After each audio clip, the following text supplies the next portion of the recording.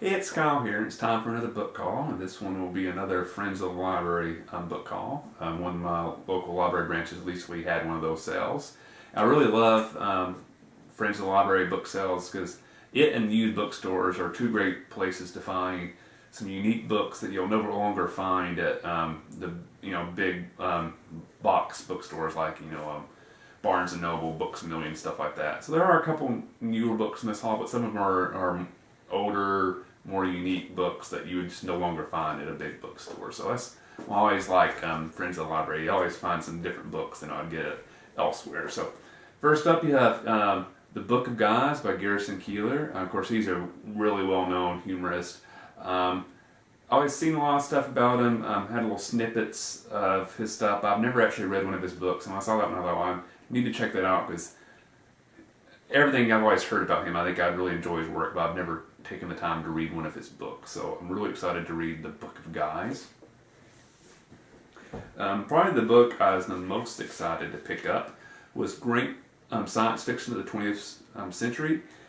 It's compiled by Robert Silverberg and Martin Greenberg, and I always love these big collections of sci-fi stories. There's a few different books I've read that have kind of been like this, either that or alternate history, and they're always really interesting because I always enjoyed reading short stories, and that's one thing in high school and college I just did a lot for the classes I took.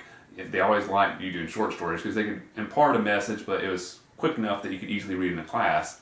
But once I graduated from college, there's not really that many sources of short stories. I mean, every once in a while there will be some collections published, but you don't see many authors doing that all the time. So I really enjoy these, and especially these older copies like this one are definitely some unique stories that I would have never came across unless I'd found this collection. So I'm really looking forward to reading the great science fiction of the 20th.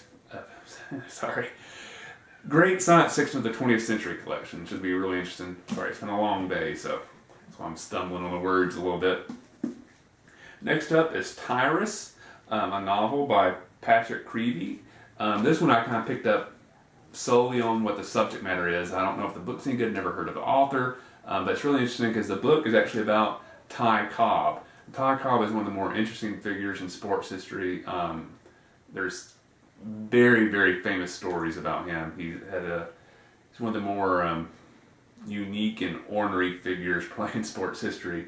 So I was intrigued by a novel being based on his life. So like I said, never heard of the author, not sure if the book's any good, but just because of who it was about, I wanted to check it out. So Tyrus, a novel by Patrick Creevy. Then next up you have The Name of the Rose by Umberto Eco. And I'm sorry if I mispronounced the last name, but that's Italian, so don't know Italian, so I'm assuming ECO is Echo, but I could be wrong. I got this movie solely because I've seen the movie. I'm not sure anybody's seen the classic movie, The Name of the Rose, with Sean Connery's in it. It's a great, great movie. I really enjoy it. It's kind of a murder mystery type novel set in the Middle Ages. There's a murder at a convent, and Sean Connery's a monk who happens to be visiting there, and then it falls on him to try to solve the mystery of what happened here. And it's a very intriguing thing. It has almost the element of like a Sherlock Holmes-like character, but set in this earlier period. It's really interesting. So The Name of the Rose, the part I've enjoyed, I should say, the most about is, the Sean Connery character tries to introduce, he's doing his detective by science and stuff. At the same time, the period this book's in is a very superstitious period. They believe in witchcraft, stuff like that. So the other monks are more looking for supernatural signs, like, if a black cat walks by, then that indicates who committed the murder, that type of stuff. So I'm really interested in seeing how the book compares to the movie. So The Name of the Rose by Umberto Eco.